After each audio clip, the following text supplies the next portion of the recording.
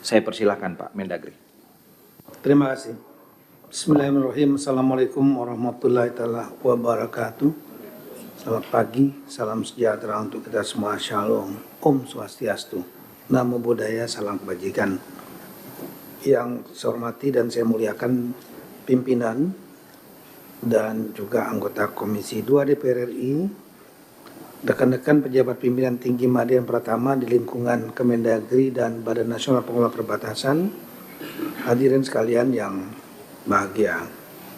Pertama-tama kami ucapkan terima kasih atas undangan yang diberikan kepada kami, dan juga tentu kita menjadi puji syukur kehadirat Allah Subhanahu wa taala, Tuhan yang Maha Kuasa, memberikan kesehatan dan kekuatan pada kita untuk hadir pada acara yang penting ini. Di antaranya sesuai dengan surat dari DPR RI yang kami terima tanggal 23 Januari tahun 2025 tentang rapat kerja dan rapat dengar pendapat, khususnya menyangkut masalah evaluasi kinerja Kemendagri dan BNPB tahun 2024, juga program kerja Kemendagri dan BNPB tahun 2025. Kemudian kami laporkan bahwa untuk kinerja tahun 2024 baik Kemendagri maupun BNPB ada sejumlah prestasi dan penghargaan atas capaian kinerja Kemendagri tahun 2024. Di antaranya adalah seperti di layar, penghargaan kepada Menteri Dalam Negeri atas Extraordinary Achievement in Reform of Domestic Governance dari CNN Indonesia Awards, kemudian penghargaan kepada Menteri Dalam Negeri atas komitmen dan kesungguhan upaya dalam peningkatan kinerja kearsipan Kemendagri dari Arsip Nasional Indonesia ANRI. Kemudian juga penghargaan Kemendagri atas penggunaan produk dalam negeri atau P2DN Award dari Kementerian Perindustrian. Opini wajar tanpa pengecualian Kemendagri atas laporan keuangan tahun 2023 dari BPKRI, dan ini merupakan 10 kali wajar tanpa pengecualian berturut-turut. Selanjutnya ada prestasi dari Kemenpan RB, yaitu evaluasi atas pelaksanaan reformasi birokrasi dengan predikat memuaskan atau A sebesar 85,05, dan ini sangat penting bagi kami. Juga dari Kemenpan RB memberikan predikat sangat baik untuk akuntabilitas kinerja yang dievaluasi oleh Kemenpan RB di tahun 2023 dan 2024. Kemudian keterbukaan informasi publik dari Komisi Informasi dan Komisi Informasi ya, dari juga dari Kementerian Informasi, yaitu termasuk Kemendagri adalah salah satu kementerian yang atau lembaga yang cukup terbuka informasi publik. Kemudian dari lembaga peduli penyiaran, Komisi Penyiaran Indonesia juga memberikan penghargaan pada Kemendagri. Sedangkan untuk BNPB sebenarnya masih banyak, tapi kami sampaikan sebagian. Kemudian juga dari BNPB mendapatkan sejumlah penghargaan, di antaranya penilaian Indeks Perencanaan Pembangunan Nasional tahun 2024 dari Kementerian Bappenas dengan predikat sangat baik, nilai 98,23. Dari Kemenpan RB, evaluasi sistem pemerintahan berbasis elektronik SPBE dengan nilai predikat sangat baik 3,75. Selanjutnya dari ANRI, yaitu di bidang kearsipan, BNPB juga dianggap bagus dalam penyelenggaraan kearsipan sehingga mendapatkan predikat A atau memuaskan. Opini wajar tanpa pengecualian dari Badan Pemeriksa Keuangan tahun predikat ini diraih sebanyak 9 kali berturut-turut dari 2014 sampai 2003. Kemudian pemantauan dan evaluasi penyelenggaraan layanan publik tahun 2004 dari Kementerian PAN dan RB, yaitu masuk kategori prima nilai A. Kemudian selanjutnya dari Kementerian Hukum dan HAM tentang Indeks Reformasi Hukum BNPP, nilainya cukup tinggi 99,38 atau nilai AA. Kemudian kami mohon izin melanjutkan mengenai masalah realisasi anggaran. Tolong ditayangkan. Di tahun 2004 Pagu anggaran Kemendagri 5,2 triliun sebagaimana rincian tiap-tiap eselon ya, mulai dari Dukcapil, Pemdes dan lain-lain, sebagaimana di layar sebelah kiri, ya Dukcapil yang terbanyak 1,27 triliun, Pemdes itu nomor 2 1,2 triliun, Setjen, IPDN, Bangda ini termasuk yang di atas 300 miliar. Kemudian yang biru, hijau-hijau itu adalah yang sedang, BPSDM, administrasi wilayah dan politik pemerintahan umum. Selanjutnya yang termasuk rendah, Keuda, Oda, Ijen, Dewan Kehormatan Penyelenggara Pemilu ini memang masuk sebagai komponen di Kemendagri meskipun secara substansi Kemendagri memberikan kebebasan independen kepada DKPP. Nah, untuk realisasi anggarannya sebagaimana di layar sebelah kanan, rinci, persentase dan jumlah anggaran yang direalisasikan warna merah di bagian bawahnya seperti PDN 602 miliar 99,84% ini tertinggi lah IPDN. Kemudian politik pemerintahan umum 99,6%, Itjen 99,4%, BPSDM 99% lebih 36%, DKPP 99,29%, Setjen 693,9%, Dukcapil 98% lebih, BKSDN 98% lebih, ya, kemudian keuangan daerah juga 97,45%, dan kemudian yang terendah adalah Pemdes 89,9%, sehingga rata-rata Kemendagri realisasi belanjanya 96,45%, dan ini lebih tinggi daripada rata-rata realisasi nasional 94,85%. Dengan realisasi belanja seperti ini, maka menurut data Omspan Kementerian Keuangan 30 Januari 25, ini Kemendagri menempati instansi KL dengan peringkat nomor 8 realisasi belanja untuk Pagu Sedang dan peringkat nomor 33 dari 86 kementerian lembaga. Kami melihatnya cukup baik karena di atas rata-rata nasional, dan realisasi belanja menunjukkan bahwa kita dapat memanfaatkan anggaran-anggaran yang dialokasikan kepada Kemendagri. Adapun capaiannya, ada prioritas, program prioritas yang masuk prioritas nasional. Ya. Di antaranya tersalurnya bantuan keuangan partai politik 128 miliar. Ini memang diserahkan kepada partai politik sesuai dengan aturan undang-undang. Kemudian penguatan penanaman nilai kewawasan kebangsaan oleh Dirjen Popul di 34 provinsi, 255 kabupaten kota.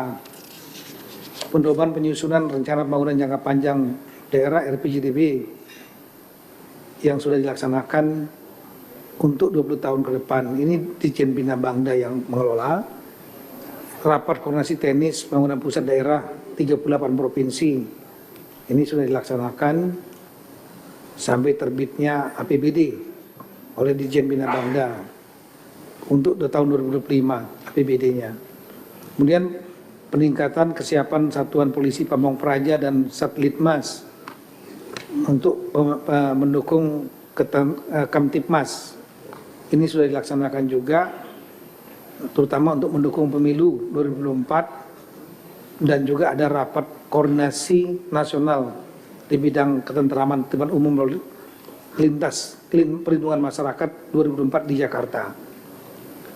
Kemudian terbitnya Permendagri tentang penghitungan kebutuhan jabatan fungsional, penata perizinan, kemudian pengangkatan pegawai negeri sipil jabatan fungsional, kemudian penerbitan perizinan melalui penyesuaian, rekomendasi pengangkatan PNS dalam jabatan fungsional. Ini di 28 provinsi, 23 kabupaten dan 55 kota oleh Ditjen Bina Administrasi Wilayah.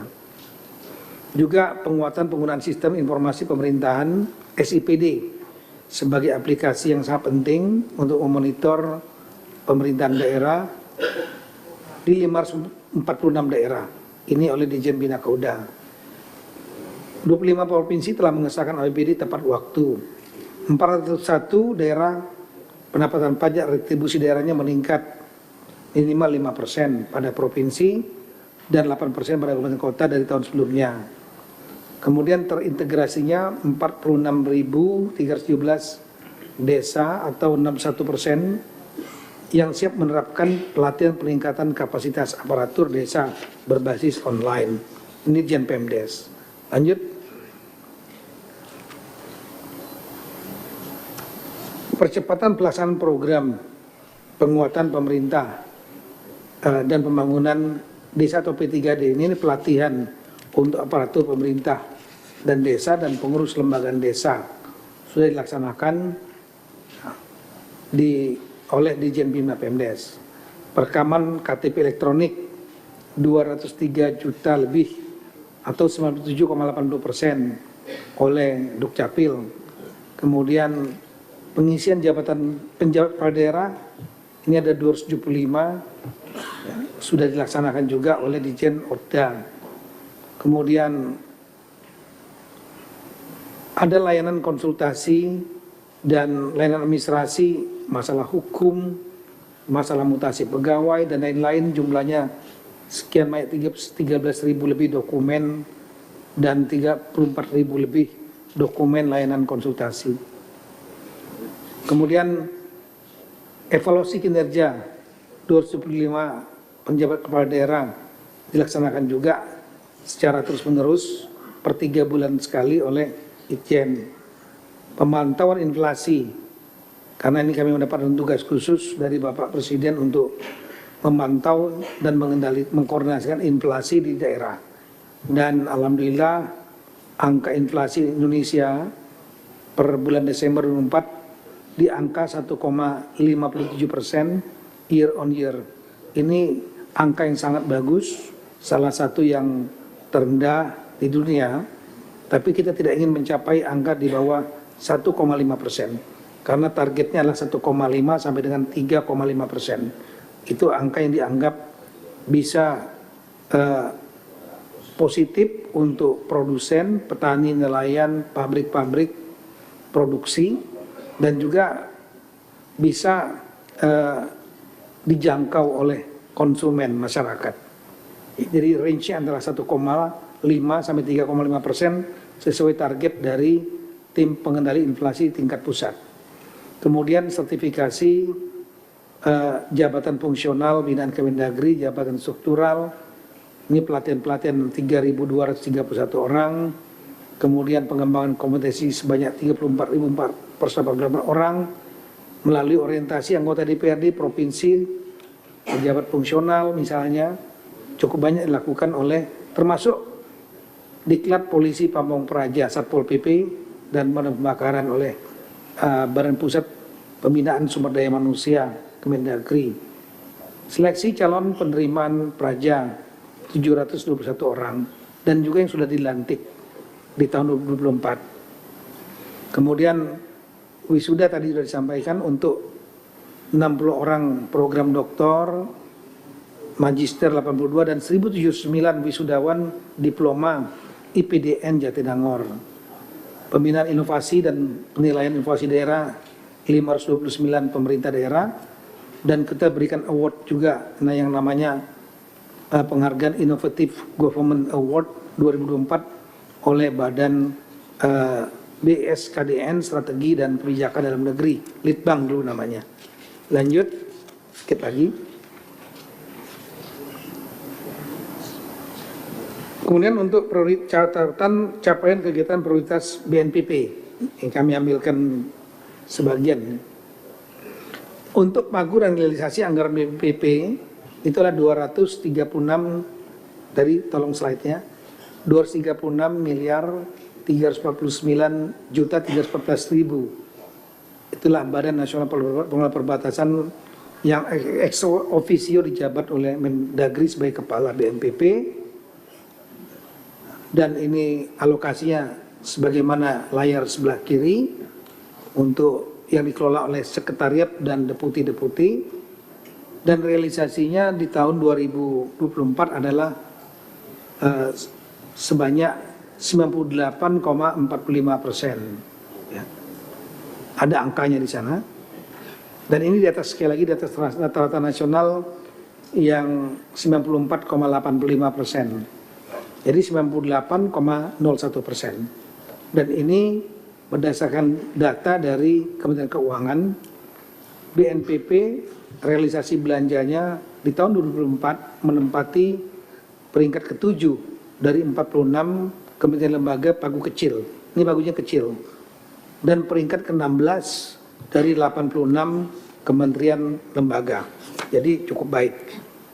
Adapun capaiannya adalah terlaksananya fasilitas pemberdayaan masyarakat desa terdepan perbatasan negara, terutama di Kabupaten Timur Tengah Utara dan Provinsi NTT.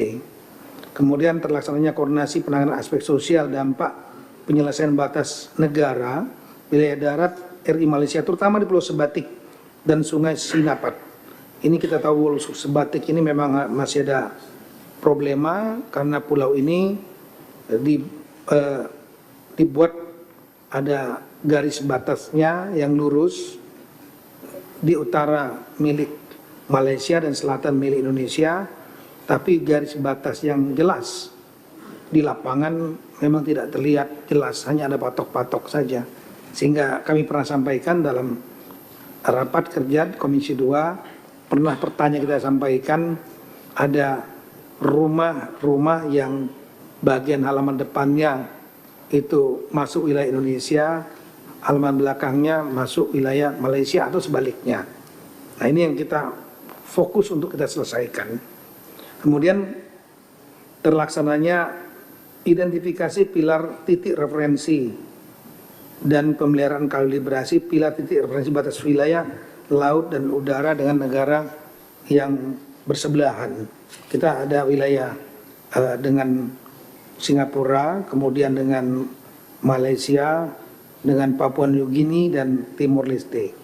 Kemudian terselenggaranya koordinasi perencanaan fasilitasi peningkatan sarana prasarana di pulau-pulau kecil dan terluar. Pengukuran indeks pengelolaan kawasan perbatasan di 18 pusat kegiatan strategis nasional di perbatasan. Kemudian terlaksananya fasilitasi dan koordinasi pelaksanaan kegiatan major project di Parok Aluk, Kecamatan Parok, Kabupaten Sambas. Terlaksananya pemutakhiran data perhitungan indeks pengelolaan kawasan perbatasan di kecamatan sebagai lokasi prioritas. Terlaksananya capaian national stunting, pelatihan penanggulangan stunting, gerakan masyarakat di kawasan perbatasan. Fasilitasi pelaksanaan koordinasi bimbingan teknis, peningkatan kapasitas aparatur pemerintahan kawasan perbatasan negara, kemudian koordinasi pengendali dan penilaian dan perencanaan pembangunan pengelolaan batas wilayah negara kawasan perbatasan. Rakor ini adalah rapat koordinasi dilaksanakan di tahun 2024. Ini lintas instansi dan lintas wilayah di perbatasan. Kemudian peresmian 7 pos lintas batas nasional negara terpadu yang terpusat di PLBN atau pos lintas batas negara di Napan, NTT. Ini 2 Oktober 2024. Dukungan operasional pengelolaan zona inti dan zona pendukung 13 pos lintas batas nasional negara yang sudah beroperasi. Kemudian kita sudah melaksanakan fasilitasi penyusunan pembangunan kawasan perbatasan di lokasi-lokasi prioritas berbasis kecamatan untuk periode 2025-2029. Pimpinan dan anggota Komisi 2 yang kami muliakan, untuk program kerja Kemendagri dan BNPB tahun 2025, semula adalah pagu alokasi anggaran Kemendagri tahun 2025 berdasarkan surat Menteri Keuangan 23 September 2024 itu adalah sebesar 4,79 triliun sebagaimana di layar. Untuk tata kelola kependudukan 2,12 triliun terutama untuk memperkuat Dukcapil, karena Dukcapil selain yang rutin harus diperkuat IT-nya, tapi juga akan menjadi basis utama program SPBE, Sistem Pemerintahan Berbasis Elektronik atau e-Government yang diinisiasi oleh Kemenpan RB dan Kemenko Marinvest. Itu layanan publik yang berbasis digital, menggunakan data utamanya lah NIK, nomor induk kependudukan yang dikelola oleh Dukcapil yang sudah menjangkau hampir 99% registrasi penduduk Indonesia. Nah, ini perlu diperkuat infrastruktur IT-nya karena akan membuka akses kepada kementerian lembaga dan swasta yang terlibat dalam layanan publik masyarakat. Kemudian dukungan manajemen itu yang menempati yang kedua 2,03 triliun. Kemudian pembinaan kapasitas pemerintahan daerah dan desa, ini pelatihan terutama itu 471 miliar semula. Kemudian pembinaan politik dan pemerintahan umum sebesar 163,96 miliar, ini terutama untuk bantuan partai politik. Rincian untuk setiap eselon 1 sebagaimana sebelah kanan, mulai dari Dukcapil 46%, IPDN itu 12%, Setjen 9%, Polpum 4%, Apil 4%, Bangda 4% lebih, BPSDM 4% lebih, Pemdes 3,15%, keuangan daerah 2,3%, otonomi daerah 2,2%, DKPP Dewan Kehormatan Penyelenggara Pemilu 1,86%, Itjen 1,76%, dan yang terendah adalah Badan Strategi Kebijakan Dalam Negeri atau Litbang itu 58,6 miliar atau 1,22%. Inilah apa alokasi anggaran yang saat itu, dan sudah kita tetapkan juga sejumlah program prioritas nasional yang harus diakomodir oleh Kemendagri serta program yang menjadi inisiatif dari Kemendagri sendiri. Inilah diantaranya program prioritas nasional. Bantuan keuangan partai politik otomatis kita harus serahkan kepada 8 partai politik dan diserahkan. Kemudian kami lagi belum diserahkan, kita akan serahkan pelatihan kepada aparat pemerintah desa dan pengurus lembaga desa. Ini ada 3.000 lebih orang, dan kemudian penguatan sistem informasi pemerintahan daerah sebagai platform yang sangat penting untuk sistem pemerintahan daerah, monitoring program kegiatan provinsi, kabupaten, kota, termasuk anggarannya. Kemudian penguatan kapasitas kinerja daerah yang daerah-daerah khusus dan daerah istimewa, aplikasi ID digital untuk mendukung program pemerintah pusat nasional, yaitu e-government atau sistem pemerintahan berbasis elektronik, satu layanan publik. Kemudian fasilitasi peningkatan proporsi pajak daerah dan retribusi daerah terhadap PAB, penguatan inovasi pemerintahan dalam negeri di daerah-daerah, dan orientasi kepala daerah dan wakil kepala daerah hasil pilkada serentak ini yang kita sebut dengan retreat, yang nanti juga akan mungkin Kalau ada yang kami akan jelaskan sedikit. Kemudian ada program yang menjadi programnya inisiatif dari Kemendagri berdasarkan memang kebutuhan. Di antaranya pengelolaan implementasi SIPD, ya, kemudian pengawasan pertumbuhan ekonomi inflasi, karena inflasi juga saya sebagai koordinator tim pengendali inflasi daerah.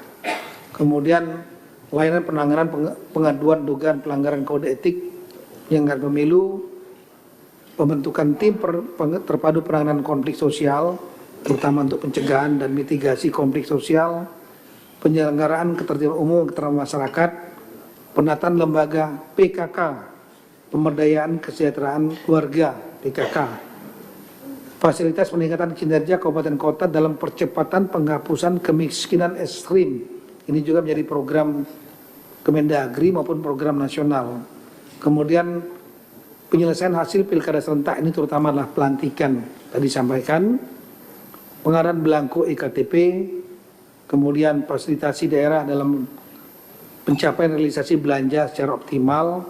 Jadi untuk mendorong realisasi belanja daerah-daerah, penguatan strategi kebijakan pusat dan daerah, mengembangkan kompetensi, manajemen leadership, terutama kepala daerah yang terpilih, seleksi penerimaan calon peraja untuk IPDN 1410. Inilah prioritas di antaranya. Masih banyak sebetulnya kami sampaikan di dalam bahan kami. Kemudian kami sampaikan bahwa kami juga menerima surat dari Kementerian Keuangan berdasarkan Inpres. Ini yang kami sampaikan. Ada instruksi Presiden Republik Indonesia nomor 1 2005 tanggal 22 Januari tentang efisiensi belanja dalam pelaksanaan APBN dan APBD tahun anggaran 2025. Jadi APBN diminta untuk diperintahkan untuk melakukan efisiensi, demikian juga APBD. Khusus dan tidak lanjuti dengan lebih detail dengan surat Menteri Keuangan tanggal 24 Januari 2025. Efisiensi belanja Kementerian Lembaga dalam pelaksanaan APBN tahun anggaran 2025 yang sudah disebutkan angkanya, yaitu untuk Kemendagri, khusus Kemendagri. Ini mungkin suratnya semua ke Kementerian Lembaga. Kemendagri dilaksanakan efisiensinya adalah 2,7 triliun lebih, seperti di slide.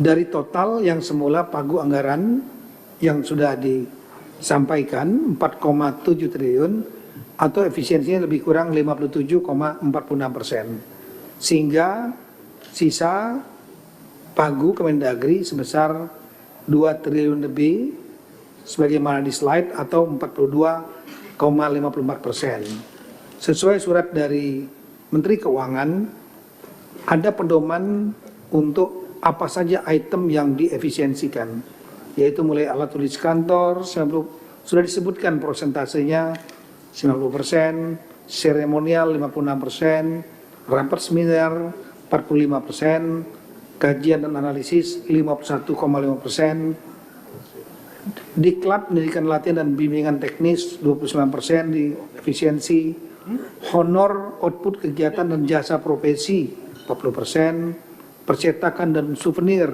75,9%, sewa gedung kendaraan peralatan agar diefisiensikan 73%, lisensi aplikasi 21,6%, jasa konsultan diefisiensikan 45,7%, bantuan pemerintah 16,7%, pemeliharaan dan perawatan 10,2%, harwat, perjalanan dinas diefisiensikan 53,9%, peralatan dan mesin 28%, infrastruktur 34,3%, dan belanja lainnya 59,1%. Nah, inilah yang diperintahkan kepada Kemendagri dan semua KL untuk melakukan efisiensi untuk masuk, supaya bisa masuk di pagu 2,038 triliun tersebut, ya, ini dibuatkan exercise dengan pedoman efisiensinya di 16 item ini. Sehingga ini tanggal 24 Januari surat dari Kemenku dan kami terima otomatis mungkin 1 hari 2 hari setelah itu dalam waktu yang pendek kita melaksanakan exercise. Lanjut. Nah, data exercise yang kami sampaikan dari Pagu yang semula di kolom 3 4,7 triliun menjadi 2,038 triliun, maka kesekjenan yang semula 453 miliar menjadi 279 miliar. Kemudian DKPP yang semula 89 miliar menjadi 30 miliar. IPDN yang semula 618 miliar menjadi 493 miliar. Itjen 84 miliar menjadi 63 miliar. Polpum 234 miliar menjadi 209 miliar, dan ini sebagian besar terutama untuk bantuan partai politik.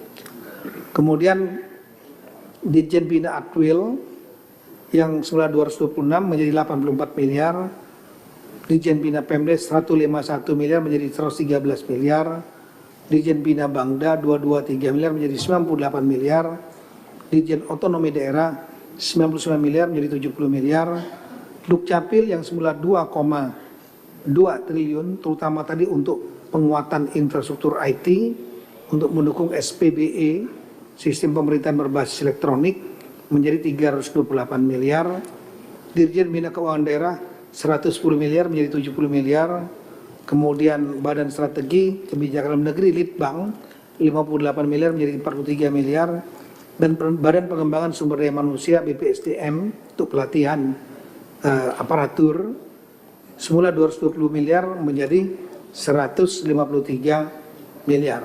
Inilah exercise yang kita laksanakan, dan kemudian otomatis kita juga melakukan revisi terhadap program tahun 2005. Yang untuk BNPP, tolong mungkin bisa ditampilkan juga.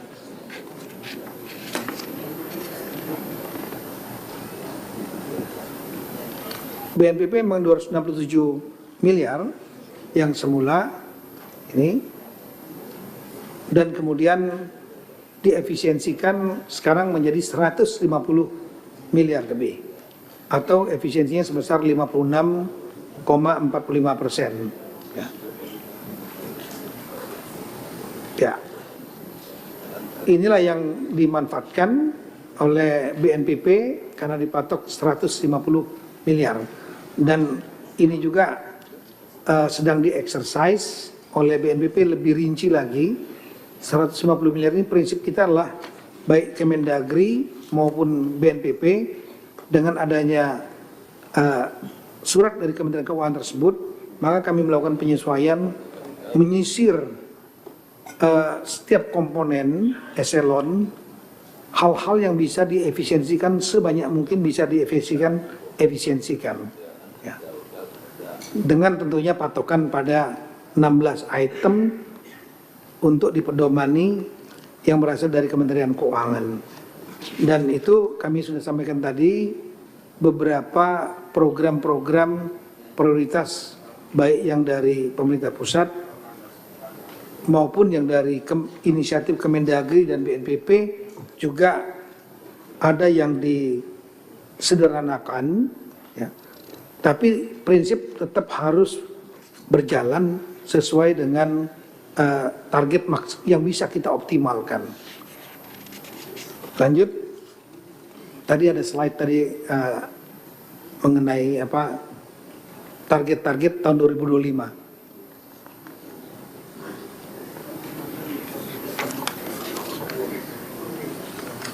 Ya, inilah penyesuaian targetnya, baik yang sebelum efisiensi, surat dari Menteri Keuangan, dan setelah efisiensi. Kami melihat prinsip hal-hal yang basic, yang mendasar untuk runningnya program Kemendagri sebagai tugas sebagai pembina dan pengawas pemerintahan daerah, sekaligus juga untuk pelaksana pendidikan IPDN, kemudian pelatihan-pelatihan dan yang operasionalisasi Dukcapil ini tetap bisa berjalan, itu prinsip utamanya. Dan kemudian untuk BNPB khusus hal-hal yang pokok seperti belanja pegawai, kemudian penanganan operasionalisasi pos lintas batas negara yang ada di 15 ya Pak Maruji ya, 15 pos lintas batas negara tetap harus bisa berjalan operasional. Inilah yang bisa kami sementara, yang kami sudah exercise sementara, dan kami memang belum menuntaskan exercise ini karena waktunya sangat pendek. Kemarin kami baru terima tanggal 24 Januari tersebut surat Menteri Keuangan, kita terima 1 atau 2 hari kemudian, dan setelah itu kita langsung melaksanakan rapat internal untuk melakukan exercise.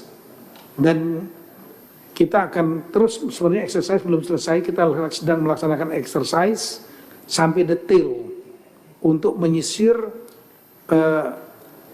mata-mata anggaran yang bisa kita efisiensikan, terutama tadi yang 16 item, termasuk juga perjalanan dinas dan lain-lain, rapat-rapat yang tidak perlu. Nah, kami juga belajar dari peristiwa COVID yang lalu juga sama. Kita melihat ada perubahan yang drastis pada saat COVID tahun 2020.